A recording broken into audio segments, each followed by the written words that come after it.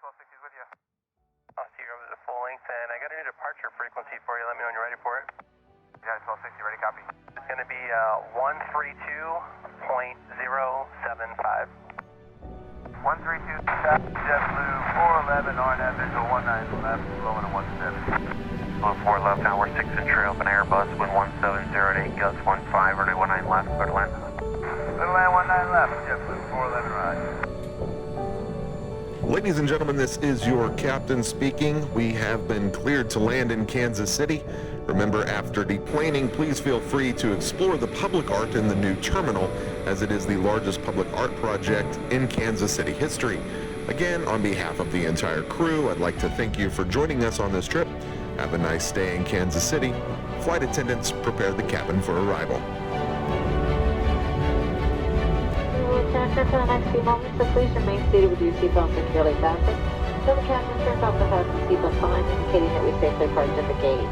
At that time, please remember to check around your seating area. And ladies and gentlemen, welcome to Kansas City.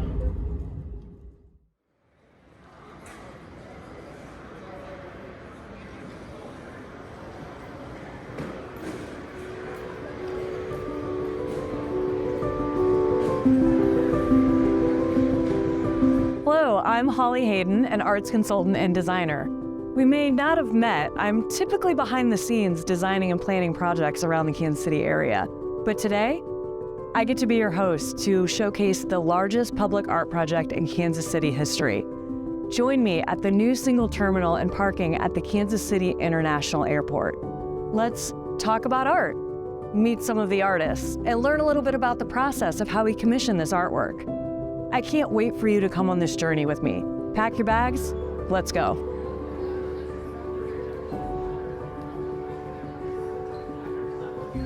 Behind me is a 4-foot by 20-foot piece, which is digital photo collage by Santiago Kukulu. And he is a professor at the Art Institute in painting. And he actually created this piece. It's wrapped vinyl on one solid piece of aluminum, and it's all imagery from Kansas and Missouri parks around the area throughout different times of the year and seasons to really show where we are of the place. That was something that was so important to us as we were talking to the artists too. When they're creating their art piece, what makes it of this place? When travelers arrive, we're not in Dubai, we're not in Las Vegas, this isn't New York. What about the Midwest and the Kansas City area and the region really make it unique?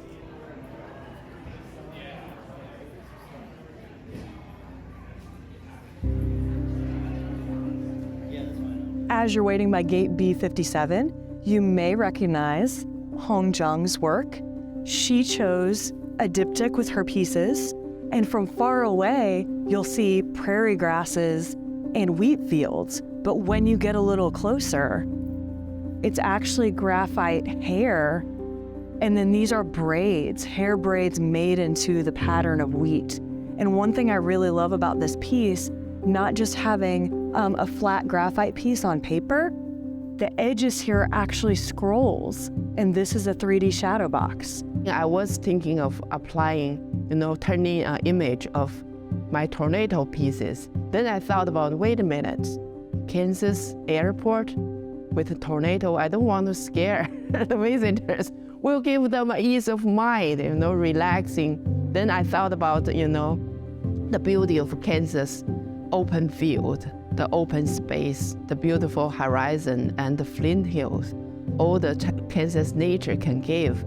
That's why I wanted to propose a piece that, have a lasting impression, but also can be well protected for as long as you wish in the airport, and also think about a broader audience. It's not like a traditional high-end space, you see at the museum or gallery. This is for, everybody. So it will change people's stereotype of Midwest. We have a great art here. We have a lot of things you can appreciate.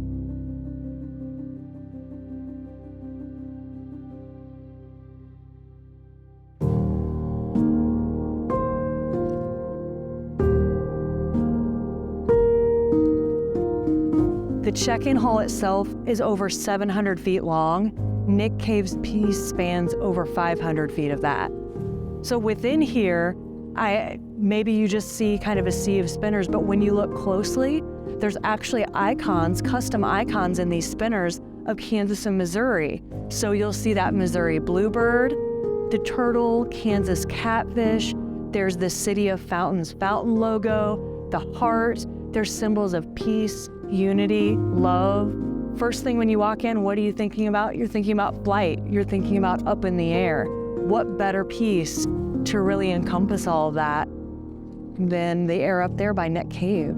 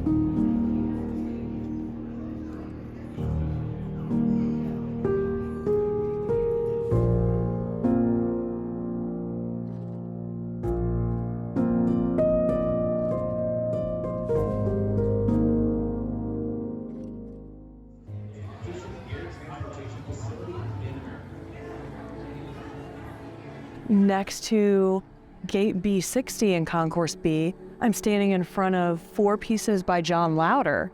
And from far away, you see 4 traditional paintings, but when you get up close, actually each one of the 4 is divided into 2 canvases. And each one of these actually has 2 views. So when you're looking up close, you see there's a vertical view and a horizontal view of the same exact location. And how you know where you're at, how you're orienting yourself, flight lines, sight lines, like the artist has said in his artist statement, there's 2 lines, they match up with exactly where it is. So all 4 seasons are also represented. And all of these photographs are of the regions surrounding the Kansas City airport. All of them have the shadow of a plane heading towards where we're standing right now. The contrail here goes all the way across the piece through all 4.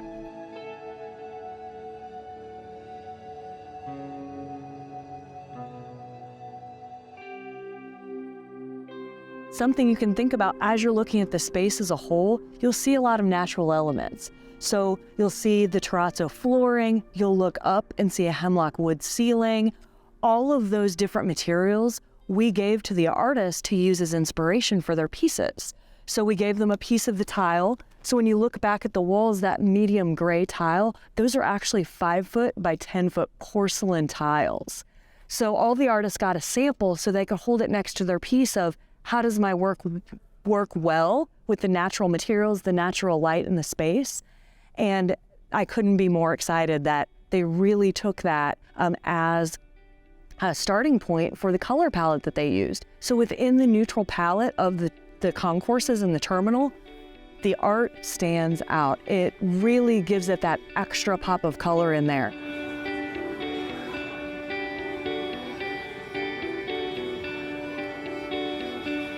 The artist here is JT Daniels. He's a local painter and muralist. So his take on our prompt for place was showing suburban, urban, and rural people of the region. Something else that the artist had to think about, some artists were very familiar with doing art in public places that may be touched or rained on or sun getting on it or anything like that. Other artists, this was a new thing for them. They're used to showing in a gallery or a museum setting, and we really challenge them. How do you make your artwork long-lasting and durable? 100,000 fingers touching it, coffee splash on it. What if there's a pen mark on it? What's gonna make it more long-lasting with natural light? So in the concourses, as you'll see from the moment you walk in the check-in hall, natural light is such a huge component of this entire architectural build. But what does that mean for artwork? So using UV-resistant plexiglass, using durable paint materials, using things that maybe the artist hadn't really experimented with yet in a regular gallery setting. So JT, for example, he's used to doing large-scale murals in an outdoor setting. He used that same coating that you would use in an outdoor mural on these here. So what's going to make it durable if somebody wants to come up and touch it? That's okay. You know, we're not saying touch the artwork, we'd rather you didn't, but if someone does, that's okay too. So one thing that we've heard time and time again was what's going to happen to the artwork and the floor in the old terminal. So one thing that was thought about right at the beginning too was the medallions. Everybody has memories of the medallions in the old floor. Remember the blue terrazzo? So in this new terminal, they've flipped the blue with the light colored pieces in it to a cream color with blue flecks in it and reused 40 medallions from the old terminal. So this is really a nod to that nostalgia that we all remember and love from the other terminal. In single file, so that others may walk past you on the left. Thank you for your... So this is the concourse connector that connects concourse B with concourse A. So most travelers will come down this at some point throughout their travels. So this is an area that we wanted some sort of art moment. It's open to the airfields on both sides, so there's always something to look at, but also what's over your head. There's something inside, outside, all around you. So with the white straps that hang down, it creates that movement just by the movement of bodies in the space. There didn't have to be anything digital up there, anything that was actually moving itself. The traveler creates the movement. So what a way to get the same idea with people that are moving in a space anyway. It's the connector. Let's connect the travelers with the art when they look up, and this is such an innovative way to do it.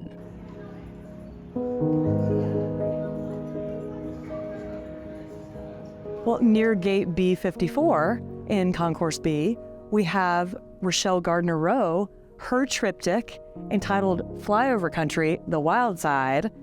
When you get up close, you realize, oh wait, that's not a painting. That's not a photograph. This is wool from her family's farm locally that she has hand felted and dyed, then sewn. This is actually three-dimensional, and this is a shadow box. All three of them are. So when you get up close and you see all the details in this, all of them are Kansas and Missouri local plants, animals, flora, fauna, all of it. So a lot of times when people think of this region, they think of it as flyover country, like there's nothing here. But look at just the amazing amount of just plants and animals that are located here, and what a vibrant color scheme as well. You know, you wouldn't normally see neon colors in the animals, but such a way that the artist took all of those details and made something incredibly vibrant for the space.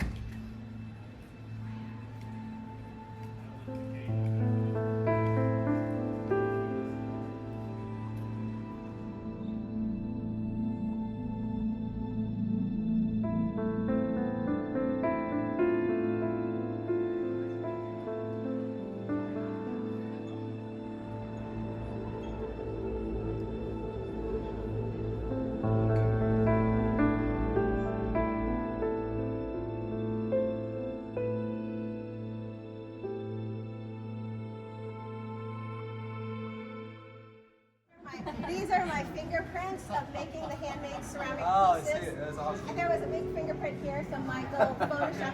This is a three-dimensional printed vinyl on plexiglass piece, but you may know Bernadette's work as more ceramics. So these are photographs of her actual work, which another way that we challenged the artist was, how do you make your work durable? Ceramics like this are so delicate, but how do you showcase the artist's specialty in a new way and reimagine something that can be a wall piece?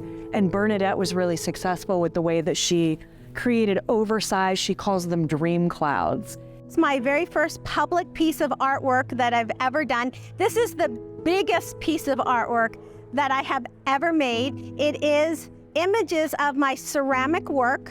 I do figurative work, portraits with glazes on tiles, and also I do floral ceramic sculptures and figurative pieces. For me to give back to Kansas City, just even a little bit of what they have given me to allow me to grow as an artist. I am an educator at the Metropolitan Community College, and dreams do come true. This piece is titled The Beautiful Dreams of the Places You Will Go. This is another example of the artist really giving us her vision in that letter of interest when she sent her proposal in. So she had a sketch of what she was imagining what her artwork could look like in more of a two-dimensional space. And that was something that was really compelling to the judges looking over all the applications. So the more the artists can really help the selection panel understand how they can transform one type of art into another and showcase their vision, that's what's really showcased in the work.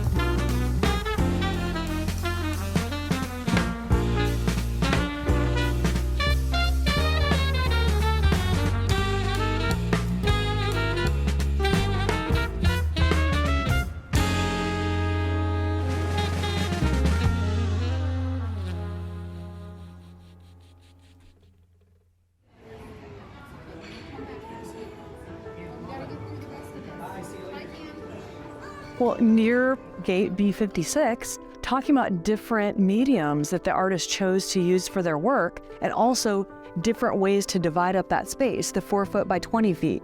The artist could divide it up however they wanted, whether or not it was a diptych, a triptych, one single piece. These works are by Kwanzaa Humphrey, and he actually made 5 portraits. And these are oil paintings. One of the cool things about it is all of these people are Kansas City local people that are alive that we know.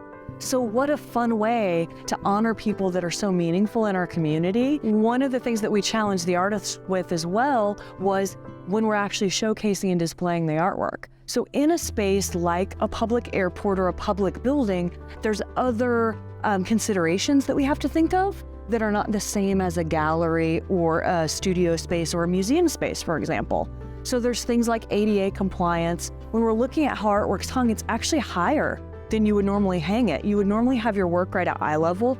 These are up high. The lowest point of any artwork is at 5 feet. One, to give headroom for people sitting or standing here, but also ADA requirements. It's same with the depth of the pieces. And then when we're looking at the hanging method and we look up, there's actually a hidden track right at the top of the tile, and these are on hangrails. And something we had to consider too was, it isn't just an artwork hung on a wall, there's locking mechanisms that are hidden back here too. So should someone bump this, it can't come off the wall. They also can't move it right to left either, it's locked in there. So the whole thing just really feels like it was a holistic approach to how the art is integrated into the architecture.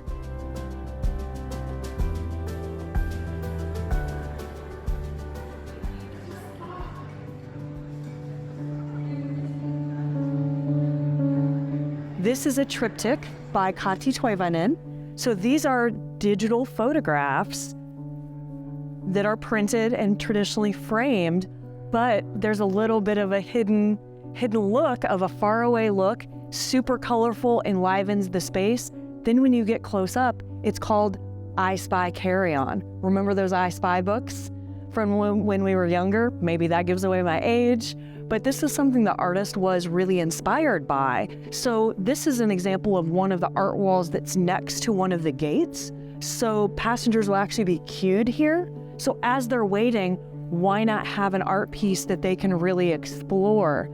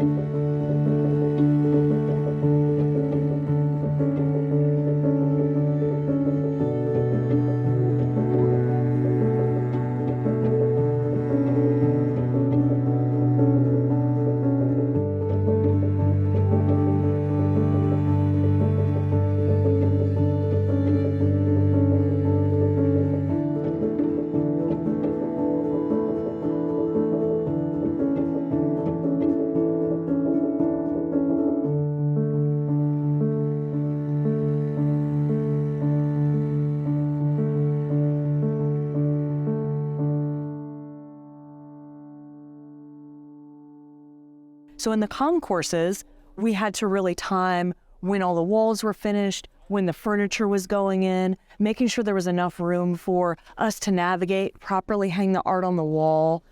Since it is 5 foot by 10 foot porcelain tile, some of the artwork did require a little bit more than a hang rod that we saw before on some of the other artworks. So some of them actually have a hidden cleat behind there. So that's something that gives it a little bit more stability through the tile itself. This piece is a great example of something that we thought ahead too.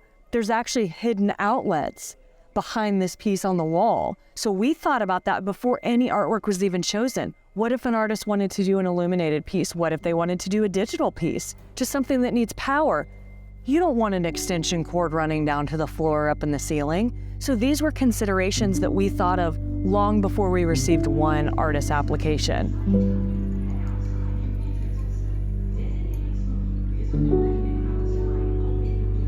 For example, this piece, it's actually 10 separate light boxes created into one piece called Nostalgia by Hasna Sal.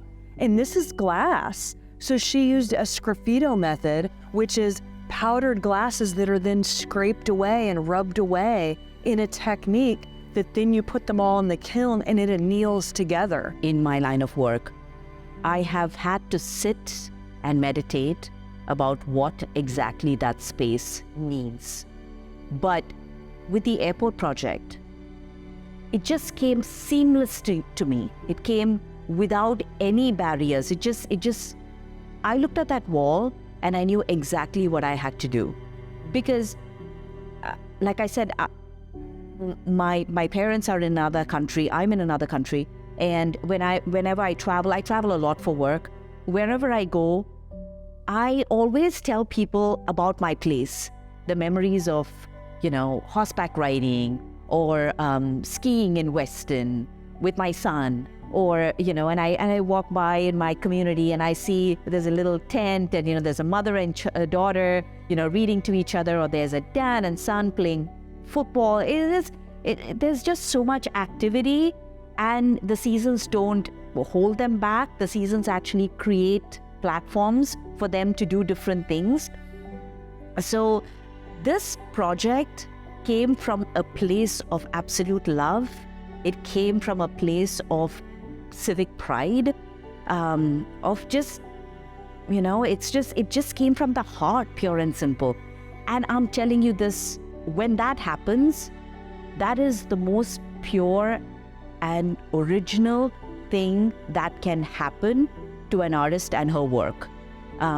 Sometimes it can be manufactured, and gallery owners know this, clients know this, artists know this, that it's being forced upon, but sometimes it just comes spontaneously, sporadically, and meticulously, and fruitfully. And I really think that this project is that. I've spent 1 year doing this work, and it really is my absolute love that you will see in the glass panels.